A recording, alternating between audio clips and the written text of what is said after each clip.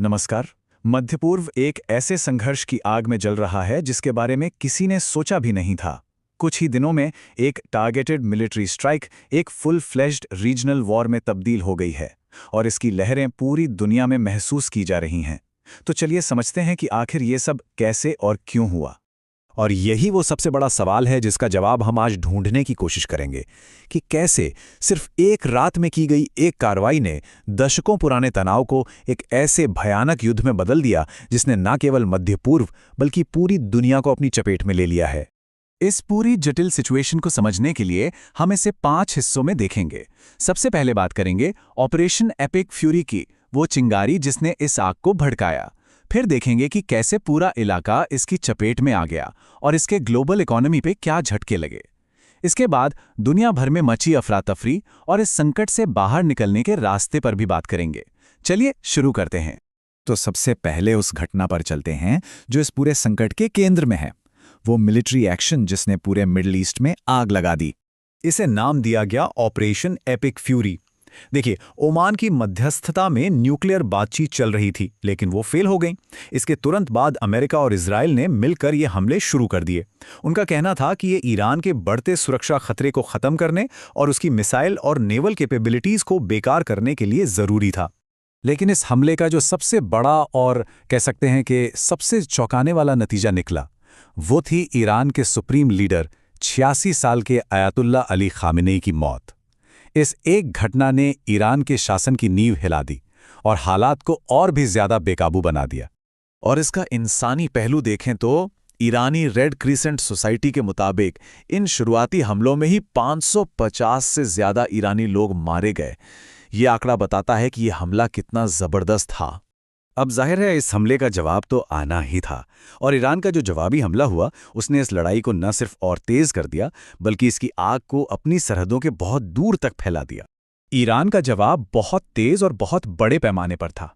उसके revolutionary guard corps और proxy groups ने ड्रोन और मिसाइलों की बौछार कर दी और इस जवाबी कार्रवाई ने सीधे सीधे कम से कम 9 देशों पर असर डाला। गौर करने वाली बात यह है कि निशाने पर सिर्फ मिलिट्री ठिकाने नहीं थे, बल्कि यूएई में अमेज़न के डेटा सेंटर्स और सऊदी अरब की तेल रिफाइनरियों जैसे जरूरी इकोनॉमिक टारगेट भी थे।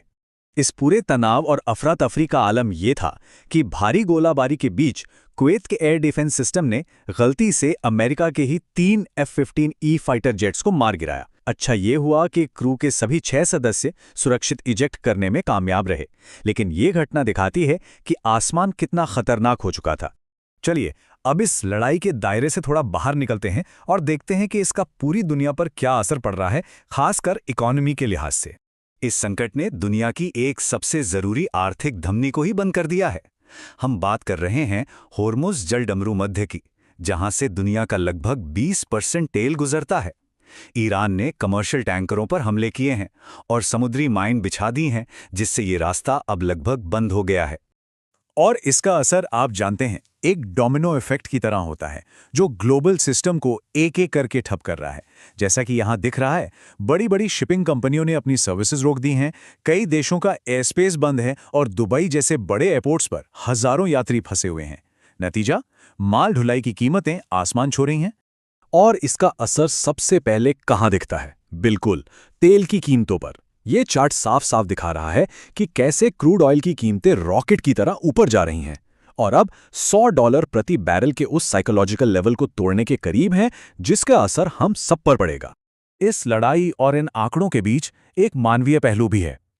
अब जरा उन लोगों पर ध्यान देते हैं जो इस युद्ध में फंस गए हैं और इसे रोकने की जो कोशिशें चल रही हैं। हालात कितने गंभीर हैं इसका अंदाजा अमेरिकी विदेश विभाग के इस निर्देश से लगाया जा सकता है।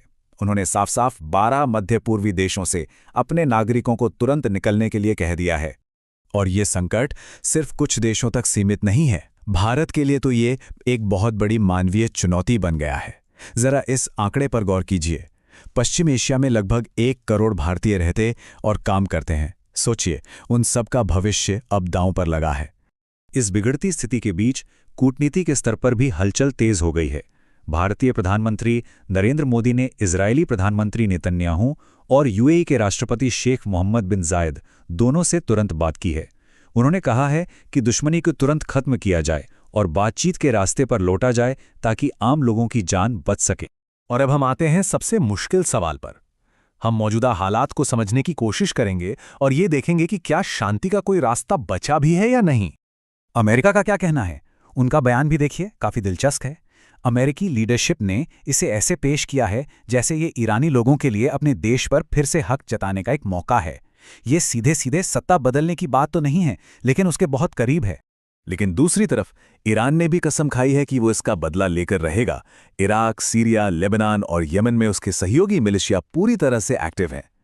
तो सिचुएशन ये है कि कोई भी पक्ष पीछे हटने को तैयार नहीं है और डिप्लोमेसी का रास्ता लगभग बंद हो चुका है।